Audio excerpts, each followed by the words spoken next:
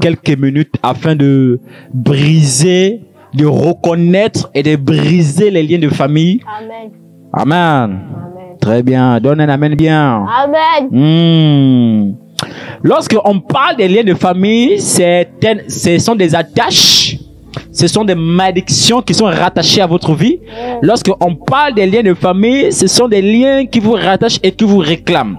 Voici pourquoi, au fur et à mesure que vous allez partir, vous allez voyager, vous allez faire des affaires, il y aura toujours un lien qui sera rattaché à votre vie qui va vous freiner. Alléluia. Amen. Alors, ici, la Bible nous parle d'une personne ici appelée Abraham qui avait menti que Sarah était sa sœur. Vous allez voir que dans plusieurs familles, il y a des personnes qui marchent dans le mensonge. C'est que le mensonge est pour eux comme un tatouage. Le mensonge est pour eux comme l'ombre. Le mensonge est pour eux un moyen de s'en sortir. Oh, ils sont en train de rentrer dans une condamnation. Donne-moi un amen. Amen. Alors, Abraham avait menti que Sarah était sa sœur. Dans le livre de Genèse chapitre 20, à partir du verset 2 à 5. Et Isaac, le fils d'Abraham, avait menti que Rebecca était sa sœur. Vous voyez que Abraham a appris à son fils à mentir. Voici pourquoi son fils ici, Isaac, va mentir que cette dernière Rebecca était sa sœur. Pourquoi? Parce qu'il voulait s'échapper, il voulait se retirer, il voulait se séparer certainement de quelque chose de mauvais. Donne-moi un amen en direct afin que je parle. Amen. Alléluia. Amen. Alors, après, vous allez voir que la malédiction va être depuis Abraham. Hey, jusqu'à Jacob. La Bible dit quoi? Dans le livre de Genèse chapitre 27, après le verset 20 à 23, ici on parle de Jacob qui avait volé, donc qui avait menti afin de récupérer la bénédiction de son frère.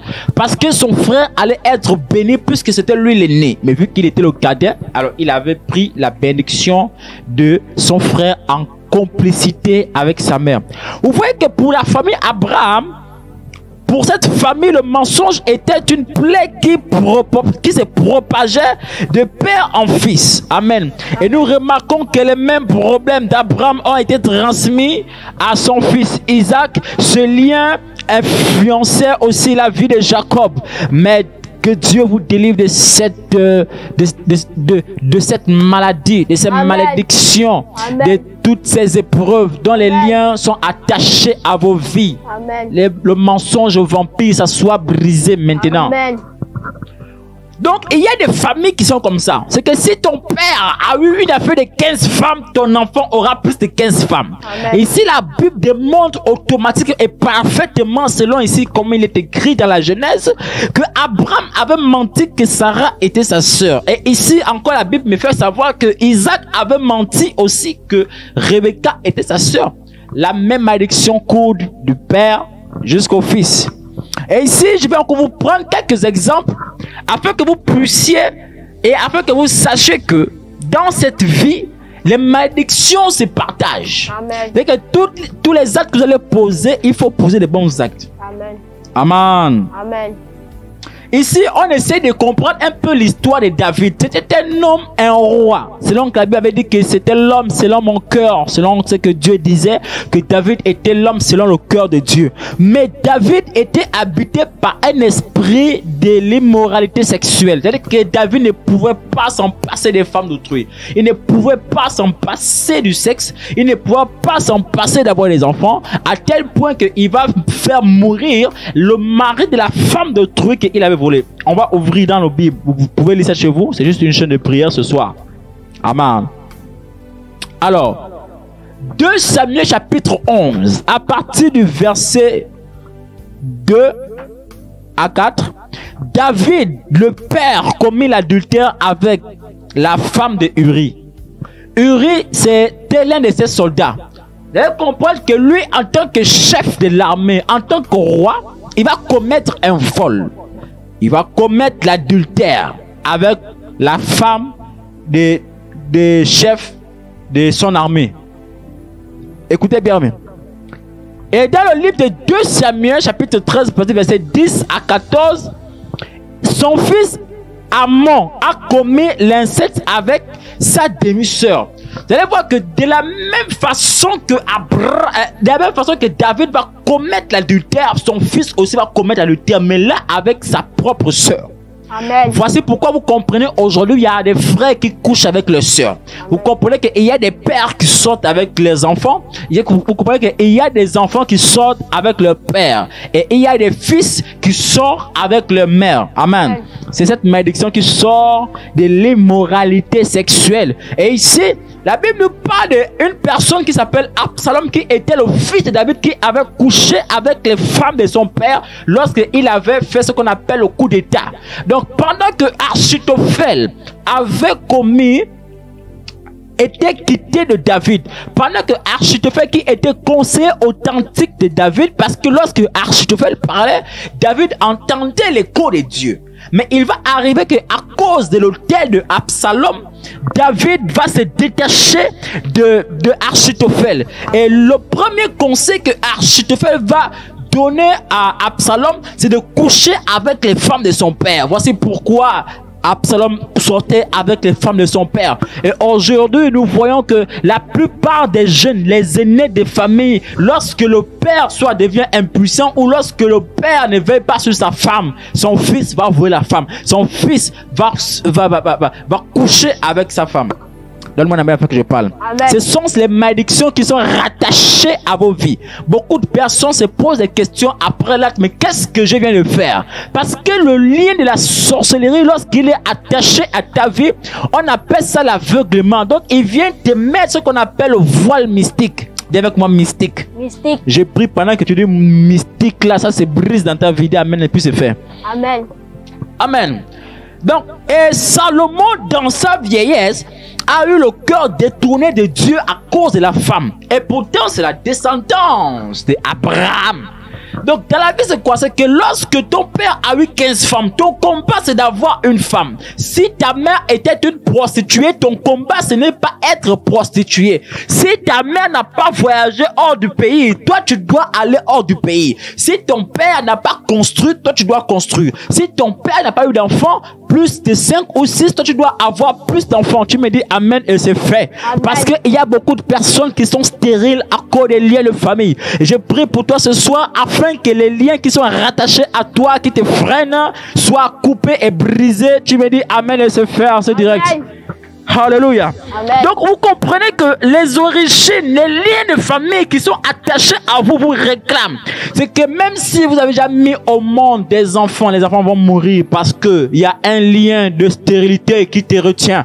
Parce que si aujourd'hui tu ne travailles pas parce qu'il y a un lien de chômage qui te retient. Si aujourd'hui tu ne pries pas parce que tu as un lien de la lourdeur qui te retient. Alléluia. Amen. Mais comment est-ce que les paroles peuvent prendre vie dans les vies de vos enfants? Comment est-ce que des paroles que l'on prononce peuvent avoir des effets dans vos vies? Comment est-ce que des paroles que l'on prononce peuvent avoir des réalités dans vos vies? Parce que lorsque nous prononçons des paroles, le ciel est ouvert. Qui fait en sorte que lorsque aujourd'hui nous traitons nos enfants de maboules, bah demain ils deviennent maboules. Et le problème, on se pose des questions. Pourquoi est-ce que mon fils est maboule? C'est encore mon grand-père. Non, parce que ce sont des paroles, ce sont des déclarations. Comme ce soir, je ferai des déclarations prophétiques sur toi. Afin que par cette déclaration prophétique, quelque chose va commencer à se mouvoir. Amen. Parce que l'Esprit de Dieu se mouvait au-dessus des eaux. Et ça a commencé à bousculer, ça a commencé à donner les vagues. Ça a commencé à donner une forme à la mer. Tu me dis amen et puis c'est fait. Et puis j'avance. Alléluia. Amen. Donc, sortir des liens de famille, briser toutes les chaînes qui sont rattachées à votre travail. Toutes les chaînes du célibat sont brisées ce soir. Amen. Toutes les chaînes de la malédiction sont brisées ce soir. Amen. Peu importe le lien de la stérilité est brisé ce soir. Amen. Peu importe le lien du célibat est brisé ce soir. Amen. Le lien du chômage est brisé ce soir. Amen. Amen, amen, amen, amen. Amen. Hey. C'est comme ça aujourd'hui, vous allez voir beaucoup de personnes qui ne se posent pas de questions, mais pourquoi est-ce que l'enfant est sorti avec son père? Pourquoi est-ce que sa mère est sortie avec son neveu? Parce que il y a le lien qui est rattaché, ce sont les descendants, la descendance de David.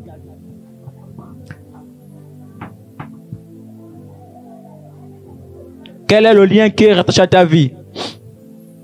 Quel est le lien qui est rattaché à ta vie? Ce lien qui t'empêche d'avancer, ce lien qui t'empêche d'évoluer. Quel est le lien? Dis avec moi ce soir. Ce soir, que tous les liens de la malédiction soient brisés au nom de Jésus. Au nom de Jésus. Amen.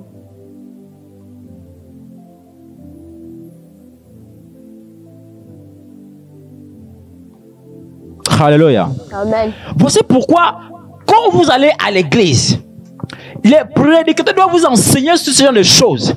Savoir que dans toutes les familles, il y a des autels.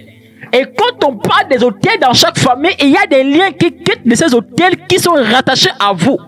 Ça veut dire quoi? Qu'à travers le lien, lorsqu'on parle du lien, c'est comme un fil qui est attaché à toi. C'est comme une corde. C'est comme un Bluetooth qui est relié à toi. Mais l'autel est la base. Donc ça veut dire quoi? Que si vous brisez les liens, si vous coupez les liens, vous vous séparez totalement des liens négatifs qui vous retiennent sur l'autel satanique. Amen. Donne-moi un amen. Amen. Parce que l'autel qui est dans ta famille, c'est le symbole du regroupement mystique qui va te regrouper et qui va regrouper tes biens, qui va regrouper tout ce qui t'appartient, qui va regrouper même ton travail, qui va tout regrouper. En fait, ça va devenir comme un centre de contrôle. Amen. Amen. Alléluia. Amen. Voici pourquoi les liens de famille ne doivent pas être vos partages. Parce que les liens de famille sont un ensemble de maladies, de malédictions qui opèrent au sein d'une famille, sinon au sein d'une société, qui amènent des personnes à ne pas avancer.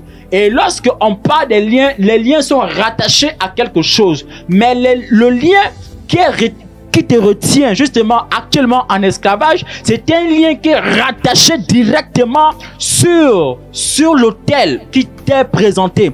Parce que sur l'autel, il y a une représentation sur l'autel. Et cette représentation sur l'autel, il y a comme des liens qui sont rattachés à cette représentation et à sur toi, qui fait en sorte que lorsque celui qui contrôle ou bien celui qui parle sur ton autel, quand il parle sur l'autel, c'est que la parole se transmet rapidement avec effet sur le lien qui est rattaché à ton pied. Voici pourquoi il faut toujours briser les liens de malédiction, les liens de malédiction. Alléluia. Amen. Oh, je prie que tous les liens de la sorcellerie qui sont rattachés à toi soient brisés au nom de Jésus. Je prie et je prophétise ce soir que par ton amen c'est fait. Amen. Tu me dis amen très bien et puis c'est fait. Amen. Voilà.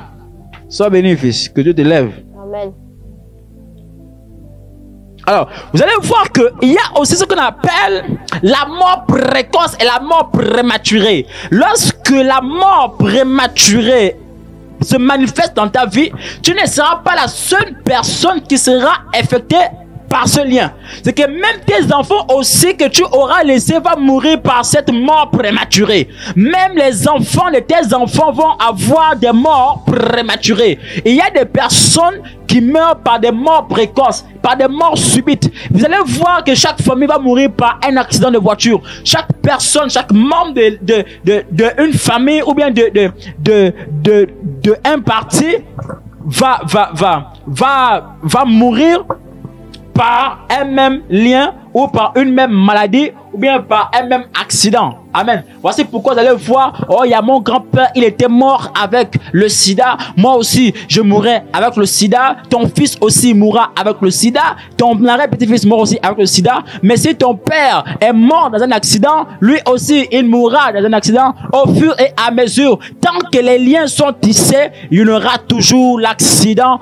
Il y aura toujours il y aura toujours les morts prématurées, les morts précoces.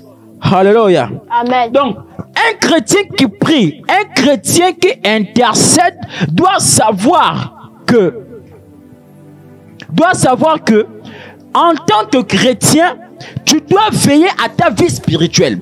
Tu dois dois montrer à tes enfants que la seule voie que je peux vous montrer, c'est la voie de Jésus. Amen. Parce que c'est lui le seul gladiateur qui est capable de briser ces liens qui sont rattachés à toi. Amen. Il est le seul Dieu capable de sortir de la malédiction familiale. Il est la seule personne par excellence qui est capable de te sortir de la fosse au lion. Amen. Il est la seule personne qui peut te couvrir dans la fournaise ardente. Amen. Il est la seule personne qui peut te faire voir loin comme un aigle. Il est la Amen. seule personne qui peut te faire tomber Goliath. Amen. Parce que David avait lancé la pierre à Goliath, mais ce n'est pas la pierre qui pouvait tuer Goliath, mais c'est Jésus qui a tué Goliath. Tu me dis amen, ton Goliath est mort. Amen. Amen. Donc un chrétien doit comprendre que le combat spirituel fait aussi partie de la chrétienté afin d'avoir une délivrance absolue.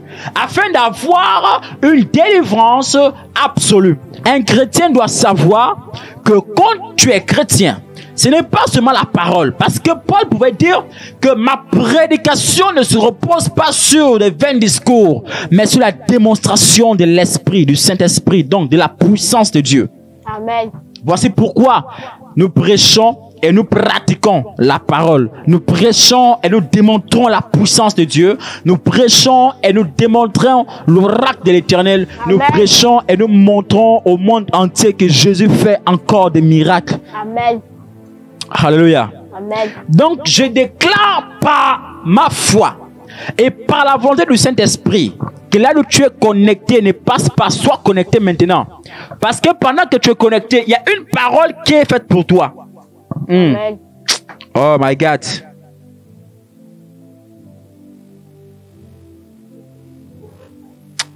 Oh my God. Il y a ce qu'on appelle le lien de la masturbation. Ce sont des personnes qui sont malades.